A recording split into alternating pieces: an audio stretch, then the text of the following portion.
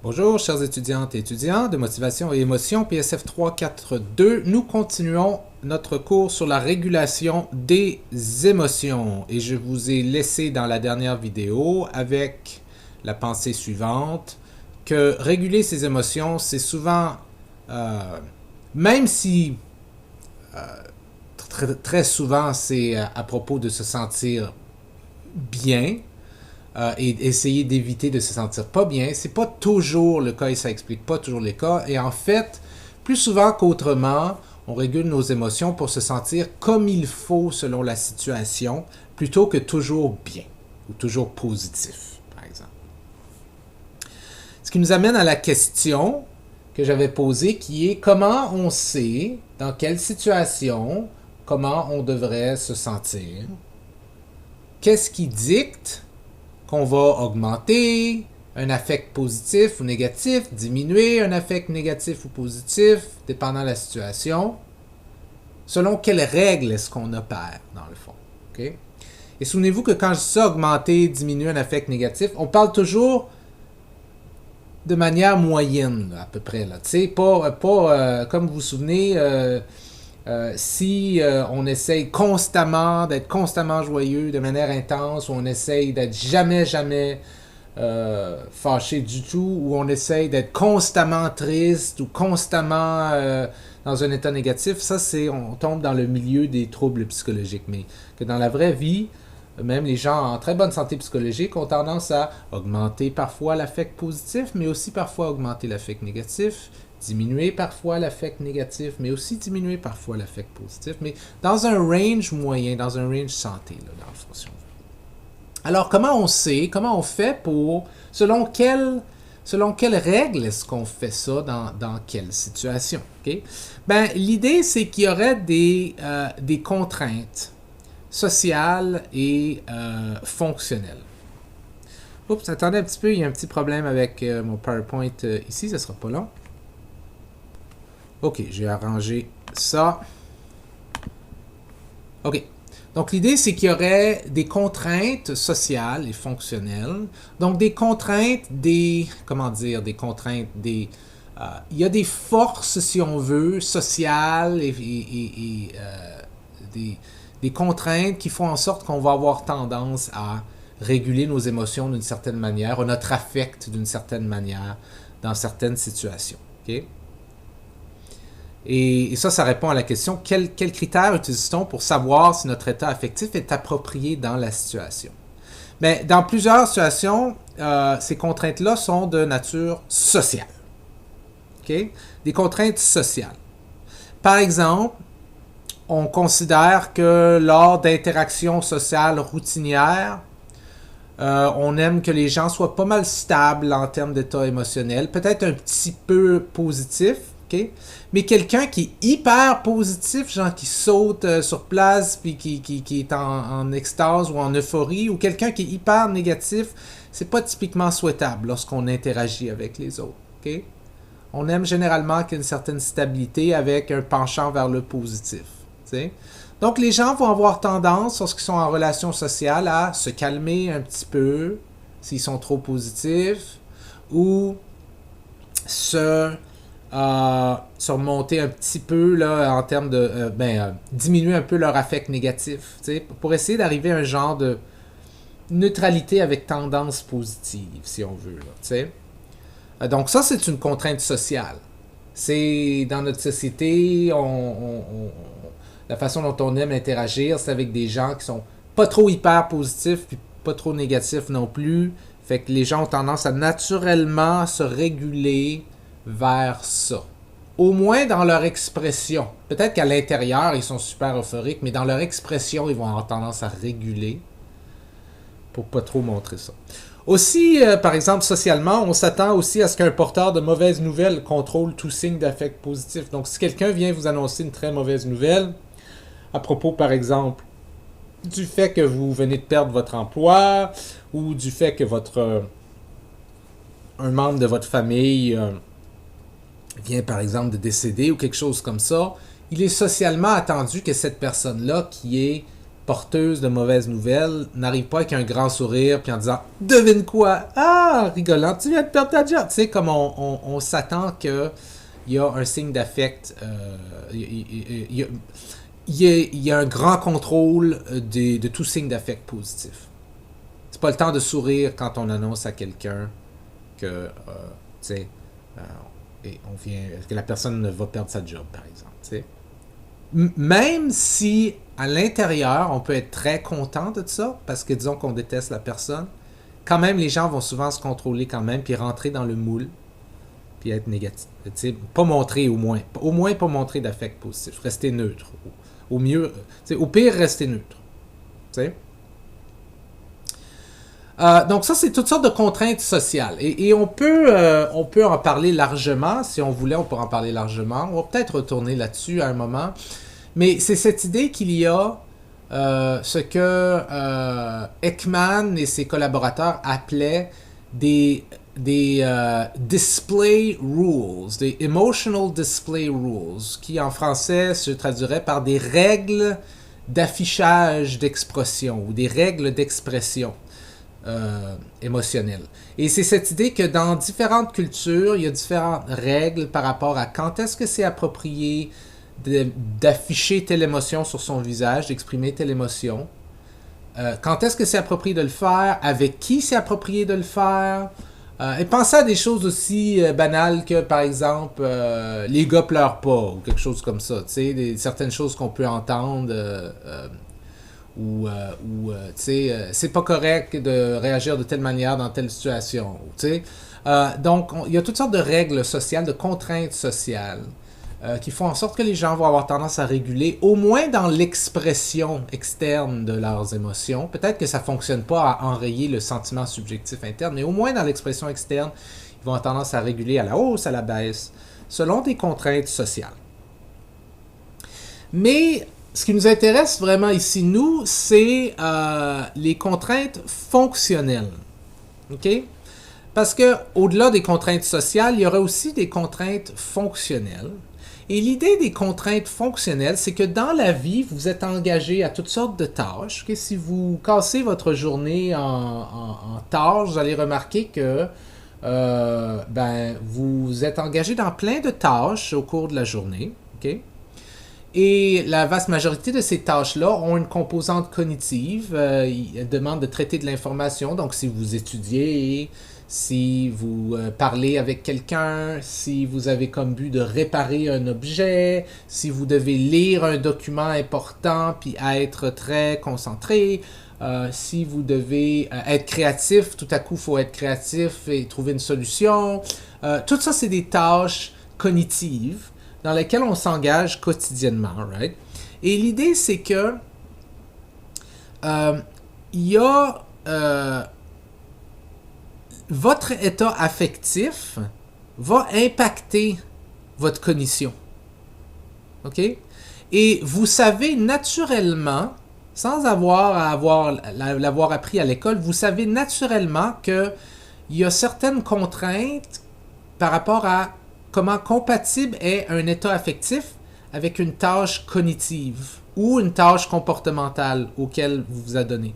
Vous savez naturellement que si vous devez vous concentrer sur quelque chose pour essayer de détecter y a-t-il une erreur dans ce document-là, c'est le moment de se concentrer puis de diminuer un peu l'affect positif puis de vraiment plutôt aller vers un affect neutre. Ou, vous savez que si vous voulez être maximalement créatif, c'est pas le moment d'être fâché puis frustré, c'est probablement le moment de bouger, de vous lever, d'aller marcher un peu, respirer l'air, puis vous mettre dans un état un peu positif pour essayer d'être créatif. T'sais. Vous savez naturellement qu'il y a une genre de compatibilité entre certains états affectifs puis certaines tâches cognitives ou comportementales. Si je vous demande de soulever un poids très très lourd, puis c'est un défi, vous allez probablement pas sourire. Vous savez naturellement que vous allez faire un genre de visage un peu tough, puis dire ok on y va, là vous allez vous pomper pour être prêt à soulever le poids. T'sais. Vous savez naturellement ces choses-là, vous le faites naturellement. Et c'est ce qu'on appelle des contraintes fonctionnelles. Vous allez entendre un peu de café peut-être couler dans ma tasse, désolé. Ça c'est une autre contrainte fonctionnelle de ma part. La caféine. Ok. Donc, ce type de contrainte-là émerge lorsque certains états affectifs sont nécessaires pour un certain niveau de performance dans une tâche. Parce que très souvent, on va adapter notre état affectif, on va le réguler à la hausse, à la baisse, parce qu'on comprend qu'on est meilleur lorsque on est dans un certain état. Par exemple, comme je l'ai dit tantôt, un état positif facilite typiquement la créativité dans le cadre de la résolution de problèmes. Okay? Vous le saviez peut-être, si vous ne le saviez pas, peut-être que vous le faisiez de manière un peu inconsciente, mais maintenant vous le savez, si vous avez à être créatif, okay? Essayez le moins possible de vous fâcher puis de vous frustrer. Maintenant, se frustrer et se fâcher peut faire en sorte qu'on va passer plus d'énergie sur le problème et ça augmente les chances qu'on trouve une solution parce qu'on ne lâche pas, parce que ça nous mobilise. Mais la créativité, l'aspect créatif va venir plutôt de l'affect positif. Okay? Et je ne veux pas vous faire croire que c'est comme magique, là. Vous avez juste besoin d'être positif pour trouver des solutions. C'est pas comme ça. On parle que les chances sont meilleures que vous allez être plus créatif si vous êtes dans un état positif. OK? On parle là d'effets petits, mais qui font une différence dans la vie en général. Mais on parle pas de tu veux résoudre un problème mondial, souris, puis tout va bien aller, puis tu vas trouver le problème. Non, c'est pas comme ça, là. Tu sais? Pour résoudre un problème, il faut passer du temps dessus, tout ça. Mais quand on pense à être créatif, c'est important de se mettre dans un état positif. Ou du moins, au moins, de ne pas rester dans un état négatif. Okay? Donc, des solutions peuvent être, parfois, vous cherchez une solution à un problème, vous n'arrivez pas à en trouver une, sortez. Allez marcher, respirez l'air frais, regardez des jolies choses, écoutez de la jolie musique, dansez, amusez-vous, regardez quelque chose qui vous fait rigoler, là, revenez au problème. Okay? Et les chances sont bonnes que vous aurez un petit peu un meilleur, une tendance un peu plus créative. Est-ce que vous allez trouver la solution tout de suite? Peut-être, peut-être pas, ça dépend du problème. Il y a des problèmes qui n'ont pas de solution, et, qui nous viennent à l'esprit tout de suite. Mais si vous voulez maximiser les chances d'être créatif, vous devriez vous mettre plutôt dans un état positif. OK? Et ça fonctionne probablement plus pour certaines personnes que d'autres. T'sais. Il y a des personnes qui sont plus créatives que d'autres. Mais en tout cas, les études suggèrent ça. En fait, les études suggèrent... OK, là, ce que je vais vous montrer, c'est très, très large. Encore une fois, je ne veux pas vous faire croire que c'est comme magique, que si tu te mets dans une émotion positive, tu vas être capable de faire telle chose. Si tu te mets dans une émotion négative, tu vas être capable de faire telle chose. On parle là de tendances statistiques. Mais en général, les études suggèrent que lorsque vous êtes dans un état positif, en général, vous avez tendance à plus, comparativement à un état négatif, vous avez tendance à plus réfléchir de manière stéréotypique et heuristique. Ça veut dire que des heuristiques mentaux, là, c'est que vous prenez des raccourcis mentaux. Vous avez moins tendance à analyser l'information en détail, puis vous prenez des raccourcis. Je me sens bien, donc il est gentil. Okay? C'est un bel objet, donc il doit être de bonne qualité. C'est comme un petit peu comme ça, là, des heuristiques. Là. Vous réfléchissez de manière plus rapide, moins analytique, un peu plus créative. Et vous utilisez plus de stéréotypes. Ce qui est pas nécessairement toujours une bonne chose, mais ce qui peut être une bonne chose parce que ça vous permet de réfléchir plus rapidement, okay? Et peut-être de manière un peu plus flexible. Des stéréotypes, évidemment, ça peut être négatif, mais ça peut être positif aussi. Là. Par exemple, elle est super bien habillée, donc elle a un bon sens de la mode, donc c'est clairement une super bonne personne. Quelque chose comme ça. Où tous les X sont des Y, par exemple. Des fois, c'est mauvais si on l'applique à un aspect négatif, mais ça peut être positif aussi. Donc, quand vous êtes dans un état positif, comparativement à un état négatif, vous avez tendance à réfléchir plus rapidement, de manière moins analytique, mais en faisant plus des gros liens. OK? Des liens larges. Alors que quand vous êtes dans un état négatif, vous avez plutôt tendance à réfléchir de manière très analytique, en analysant les détails. OK? Il y a même certaines études qui suggèrent, lorsqu'on montre à des participants un contrat très compliqué à lire, je pense que c'est un contrat d'auto ou quelque chose, très compliqué à lire, avec toutes sortes de trucs, et on demande aux gens de lire le contrat, puis essayer de voir est-ce qu'il y a des erreurs, est-ce qu'il y a des problèmes, puis on les met soit dans un état négatif ou soit dans un état positif. Les gens qui sont dans un état négatif remarquent plus les erreurs dans le contrat ou les problèmes dans le contrat, comparativement aux gens qui sont dans un état positif, qui lisent plus ça en disant c'est super, c'est très bien, ils lisent de manière très générale, ok? Meilleur pour la créativité, mais pas bon pour essayer de détecter les erreurs. Si vous voulez détecter des erreurs dans un document complexe, vous voulez probablement être dans un état un peu plus, disons, moins positif et peut-être un petit peu négatif. Ok? Comme je dis, les émotions positives ont tendance à promouvoir plutôt la pensée créative, alors que les émotions négatives ont plutôt tendance à promouvoir la pensée concrète, en termes de détails. Okay? Lorsque vous êtes dans un état négatif, très souvent, vous êtes acharné sur les détails. T'sais? Pensez à lorsque vous êtes fâché, le genre de conversation que vous avez. Souvent, vous allez vous fâcher sur des détails. Non, mais tu as dit ça, puis tu l'as dit de telle manière. Alors moi, j'ai pensé ça. Tu sais, on a tendance à être plus détaillé, plus orienté vers les faits, les détails. Alors que lorsqu'on est positif, ah ouais, c'est super, on est très large, très créatif, on pense moins de manière détaillée. Okay? Et lorsqu'on est dans un état positif, on a plus tendance à avoir un focus global. Ça répète un peu dans le fond, là, il y a des grands liens entre ces catégories-là, mais on a plus tendance à avoir un focus global, à voir la situation en gros, en général, sans être trop perturbé par les détails qui peuvent être très importants en passant et qui peuvent nous mener à des erreurs, mais nous, on voit ça de manière plus globale, t'sais. Alors que dans les émotions négatives, on voit vraiment un focus local, au niveau des détails. Okay? Puis ça, on voit ça des fois dans des différences de personnalité entre des gens, ou des gens qui ont tendance à être plutôt optimistes dans la vie, puis des gens qui ont tendance à être plutôt pessimistes. Puis les optimistes vont être plutôt tendance à dire « Ah, c'est super, telle affaire, c'est très bien, on s'amuse beaucoup. » Puis l'ami qui est plutôt négatif va dire « Ouais, mais as-tu remarqué que... telle chose, puis telle affaire. Ah, mais ça fait rien, dans le gros, c'est fantastique. Oh, moi, je pense pas à des choses comme ça. Oui, mais faut penser à des trucs comme ça, parce que regarde, si telle affaire, donc il va y avoir un problème. Ah, peut-être, mais en général, ça va bien aller. Tu sais, ce genre de discussion-là entre deux personnes, une plutôt optimiste, une plutôt pessimiste, qui a plutôt tendance aux émotions positives versus qui a plutôt tendance aux émotions négatives, c'est facile, on voit très facilement, là, c'est quasiment théâtral, là, c'est comme deux personnages qui sortent, qu'un qui est plus focus global, tout va bien, créativité, on pense rapidement, on pense large, puis un autre qui est plus, non, plutôt concret, détail, analytique, et ainsi de suite. Okay? Maintenant, je suis pas en train de vous dire que c'est impossible d'avoir un focus local, puis de la pensée concrète, de la pensée analytique en étant positif.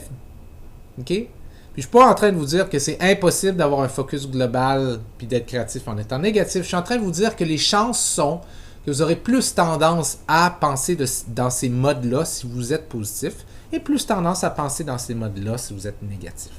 OK? Les contraintes sociales, d'une part, et fonctionnelles, elles vont souvent, évidemment, interagir ensemble. Okay? Par exemple, il y a certaines situations dans la vie où vous aurez certaines contraintes sociales. Il y a des attentes sociales par rapport à comment vous devriez vous sentir, ou du moins exprimer ce que vous sentez. Et en plus, il y a une tâche là-dedans qui fait que vous devriez vous sentir d'une certaine manière, par exemple. T'sais? Mais les contraintes fonctionnelles serait importante, elle, même en l'absence de règles sociales concernant l'affect de l'individu. OK? Donc, ces contraintes fonctionnelles-là, elles ne dépendent pas nécessairement de contraintes sociales ou de situations. Il y a plein de situations dans la vie où il n'y a aucune contrainte sociale. Il n'y a aucune règle sociale par rapport à comment vous devriez vous sentir, ou qu'est-ce que vous devriez faire avec votre visage, ou est-ce que vous devriez vous calmer ou vous pomper. Il n'y a aucune règle sociale, mais il y a des contraintes fonctionnelles. Et souvent, beaucoup de tâches, c'est comme ça, justement. Donc, à cause de ça, plusieurs auteurs considèrent les contraintes fonctionnelles comme plus fondamentales dans le cadre de la régulation affective. Elles sont plus fondamentales. Les contraintes sociales seraient rajoutées par-dessus un petit peu. OK? Et l'idée, c'est que les contraintes sociales peuvent grandement varier selon la culture, alors que probablement les contraintes fonctionnelles, comme c'est un concept de compatibilité entre l'émotion puis l'impact de l'émotion sur le traitement cognitif de l'information et ainsi de suite, ça varie moins de manière culturelle, c'est plus universel. Okay? Tout le monde au monde, lorsqu'ils se concentrent, ont plutôt tendance à diminuer leur affect positif. Okay? Parce qu'une contrainte fonctionnelle est probablement un peu plus universelle. Alors que les contraintes sociales peuvent grandement varier selon la culture. C'est pour ça que certains considèrent les contraintes fonctionnelles comme d'une certaine manière plus fondamentales. Mais il y a plusieurs contraintes sociales dans votre vie en général aussi. Alors tout ces concepts-là ont été mis ensemble par une série d'auteurs qui ont émis une théorie qui est la théorie des interactions de systèmes de personnalité. Okay? La théorie ISP, interaction de systèmes de personnalité, que je préfère beaucoup plus en anglais parce que c'est Personality and Systems Interaction, puis ça donne PSI qui donne Psy, ce qui est parfait pour un cours de psychologie, mais en français ça donne ISP, c'est un peu moins pertinent, mais en tout cas. Et la théorie ISP, est-ce qu'elle fait dans le fond? Surtout proposé et travaillé par un chercheur du nom de Kuhl, K-U-H-L, mais aussi un collègue K-O-O-L-E, ce qui donne littéralement cool et cool, mais probablement que c'est call ici, mais en tout cas, je trouve ça intéressant. Ce qu'elle fait, elle, c'est qu'elle explore les mécanismes impliqués dans les contraintes fonctionnelles. C'est une théorie qui propose la manière dont les contraintes fonctionnelles fonctionnent. Elle explore ce monde-là des contraintes fonctionnelles. OK? Et elle le fait de la manière suivante. C'est que selon cette théorie de l'ISP, l'affect positif module la tendance comportementale délibération versus action. Ce que ça veut dire en gros, okay, parce que je comprends que c'est une phrase que vous entendez là, puis il veut dire quoi par ça. Je comprends chacun des mots là-dedans, mais je ne vois pas ce que la phrase veut dire. Ce que ça veut dire en gros, peut-être que je l'ai ici en fait, non? Ouais, je vais le dire en fait avant. Ce que ça veut dire en fait, c'est que l'affect positif détermine si vous allez plutôt... combien d'affects positifs vous avez, ça va déterminer si vous avez plutôt tendance à délibérer, ce qui veut dire à réfléchir, à analyser dans votre tête les trucs, ou bien à agir. Okay? Combien d'affects positifs vous avez, ça va déterminer, est-ce que vous en avez peu ou est-ce que vous en avez beaucoup, ça va déterminer si vous avez plutôt tendance à réfléchir, analyser les choses avant d'agir, et moins agir, ou plutôt agir sans réfléchir, ou en réfléchissant moins. Okay? Donc, un affect positif faible, selon cette théorie-là, et il y a des preuves qui suggèrent ça, un affect positif faible est relié à une tendance à délibérer sans agir. Lorsque vous avez peu d'affect positif, vous avez plutôt tendance à délibérer, à réfléchir sans agir. Disons, vous devez prendre une décision. Okay? Vous avez peut-être remarqué que des fois, lorsque vous prenez des décisions, vous n'êtes pas capable de juste agir, de prendre la décision. Vous devez réfléchir. À d'autres moments, vous êtes capable de juste prendre une décision quasiment sans réfléchir. Et vous remarquez que certaines personnes ont tendance à plus réfléchir, d'autres ont tendance à plus agir, puis laisser les choses jouer, puis ensuite dealer avec ça, tu sais. L'idée ici, c'est que un affect positif faible, si vous avez peu d'affect positif dans le moment, vous aurez plutôt tendance à délibérer. Délibérer, ça veut dire réfléchir, OK? Réfléchir profondément à propos d'une possibilité, OK? Et moins agir, OK? Alors que si vous avez un affect positif élevé, vous aurez plutôt tendance à agir intuitivement, rapidement, sans délibérer. ou avec moins de délibération. OK? Pensez à une situation très simple où est-ce que, je sais pas moi, quelqu'un quelqu'un que vous connaissez très peu, venez juste de le rencontrer depuis très très peu longtemps, depuis une minute, vous le connaissez très peu, puis il vous invite à une activité quelconque. Okay? Si vous ressentez pas vraiment rien à propos de la personne, vous allez peut-être dire, est-ce que je devrais aller à son activité? Je la connais pas. Je connais pas cette personne-là. Peut-être que je vais me rendre compte que finalement, c'est une personne que j'aime pas tant que ça. Est-ce qu'il y a des gens que je connais à l'activité? Peut-être, est-ce que c'est la meilleure, tu sais? Alors que si vous venez juste de rencontrer la personne, puis, wow, vous vous sentez vraiment positif avec cette personne-là, vous sentez que ça fait longtemps que vous connaissez, même si ça fait quelques minutes seulement, la personne, je sais pas, vous la voyez positivement, vous avez plus tendance à dire, oui, je vais faire ton activité, faisons ça, tu sais, en délibérant beaucoup moins, par exemple. OK? Donc, un affect positif, donc combien d'affects positifs vous avez, ça va vous moduler, ça va vous changer, soit vers la délibération ou vers l'action. Si vous avez peu d'affects positifs dans le moment, ça va plutôt vous diriger vers la délibération, réfléchir à la possibilité, réfléchir aux options. Si vous avez plutôt beaucoup d'affects positifs, ça va vous mener vers l'action, intuitivement, avec moins de délibération. OK? Et ici, il est important dans la théorie de comprendre que un affect positif faible, comme dans la première possibilité ici, ça ne veut pas dire un affect négatif élevé. OK? C'est très important de comprendre ça. Okay? Et un affect positif élevé, ça ne veut pas nécessairement dire un affect négatif faible. La théorie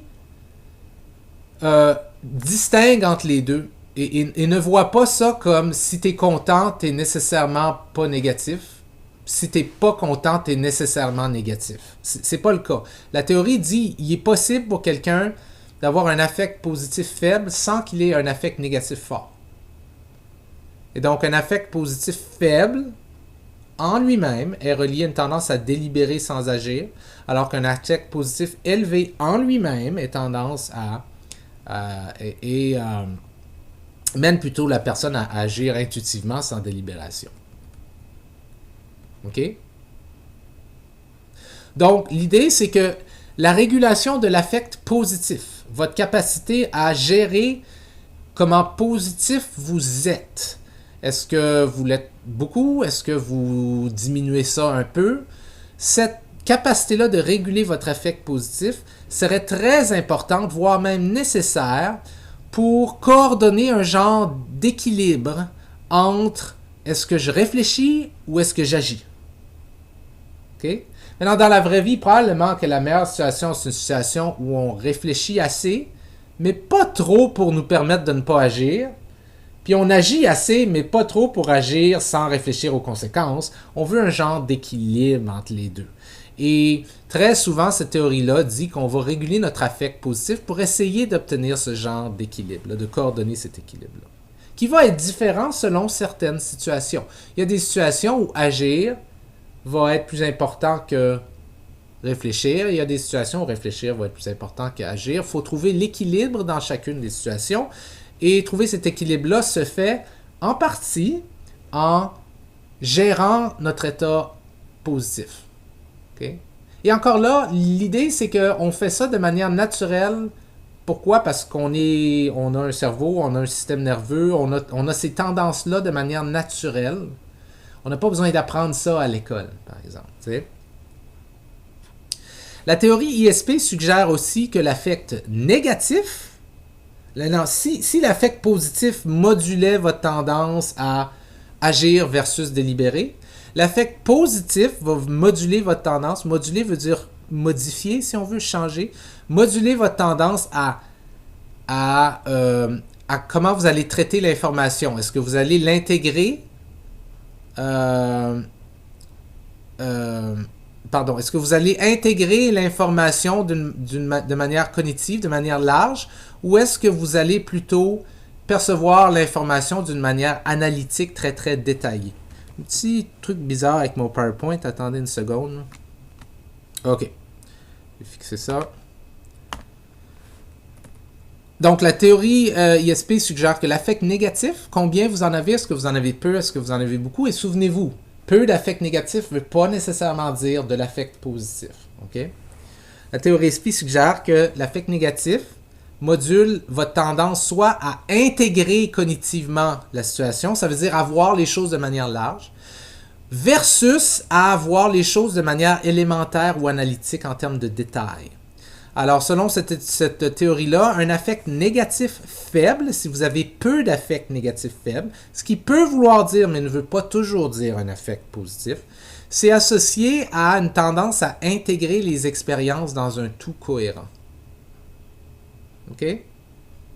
Plus votre état négatif est faible, ce qui peut vouloir dire que vous êtes positif, mais pas tout le temps, mais plus votre état négatif est faible, plus vous avez tendance à intégrer les expériences dans un tout cohérent, à voir les liens entre les choses. OK? Alors que plus vous avez un état négatif élevé, plus vous avez tendance à vous concentrer sur des éléments isolés sans porter attention au lien global entre les choses. Et il y a des situations dans la vie où c'est très important de voir les liens entre les choses, mais il y a des situations dans la vie où c'est très important c'est moins important de voir les liens entre les choses et plus important d'analyser les détails spécifiques. OK? Et donc, on va avoir tendance à moduler notre affect négatif en fonction de ce qu'on a besoin de faire. Est-ce que j'ai besoin plutôt de voir les liens ici, ou est-ce que j'ai besoin plutôt de me concentrer sur les détails et non pas les liens entre les choses. Par conséquent, la régulation de l'affect négatif, lorsque vous régulez votre affect négatif, souvent vous le faites parce que c'est important pour coordonner encore ce genre d'équilibre entre est-ce que j'ai un système qui intègre cognitivement l'information de manière large, qui voit les liens, ou est-ce que j'ai besoin d'avoir un système qui analyse les choses de manière élémentaire? Dans certaines situations, j'ai besoin de les analyser. Dans d'autres, j'ai besoin de les intégrer de manière plus large. Dans certaines situations, j'ai besoin de faire un peu plus l'un que l'autre. Dans d'autres situations, un peu plus l'autre que l'un. Et donc, je vais constamment être en train de réguler mon affect négatif, un peu à la hausse, un peu à la baisse, pour rencontrer ces contraintes fonctionnelles-là de la tâche. Est-ce que j'ai besoin d'analyser les choses de manière analytique, de manière élémentaire, les éléments, ou est-ce que j'ai besoin vraiment de plutôt regarder les liens entre ces éléments puis comprendre la structure plus large de l'information? Okay? Et encore là, cette théorie dit qu'on va avoir tendance à faire ça de manière naturellement, okay? Par nous-mêmes. Mais je rajouterais que c'est probablement bien de savoir ça, parce que même si on a tendance à faire ça par nous-mêmes, ça se peut que peut-être qu'on soit encore plus performant si on sait ces règles-là et si on s'assure de, par exemple, si vous devez être concentré sur des détails, peut-être pas de mettre de la musique joyeuse. Tu sais, il y a peut-être... être conscient de ça probablement peut nous aider à maximiser encore plus ces effets-là. Bref, la théorie ISP explique qu'on utilise la régulation affective pour augmenter l'adéquation entre notre état affectif et les demandes de la tâche dans lesquelles on est impliqué. Ce sont souvent des demandes cognitives, comment on traite l'information. Certaines tâches demandent de traiter de l'information d'une certaine manière, plus large, comprendre les liens, comprendre la structure globale des choses. D'autres tâches demandent de voir les choses plus spécifiquement, plus en détail, plus analytique, plus élémentaire. T'sais? Et on a tendance à utiliser la régulation affective pour augmenter l'adéquation entre notre état et les demandes de la tâche. Ce qui est très différent de la théorie hédoniste ou hédonistique de la régulation, comme quoi on est toujours en train d'essayer de réguler notre émotion pour maximiser notre bien-être puis minimiser notre détresse. Okay? Très, très différent. Donc, cette régulation permet de coordonner nos états affectifs selon les contraintes fonctionnelles qui émergent pendant la poursuite d'un but, même si celui-ci ne vise pas le plaisir. OK? Donc, je vous laisse là-dessus c'est tout pour la régulation des émotions. À plus tard.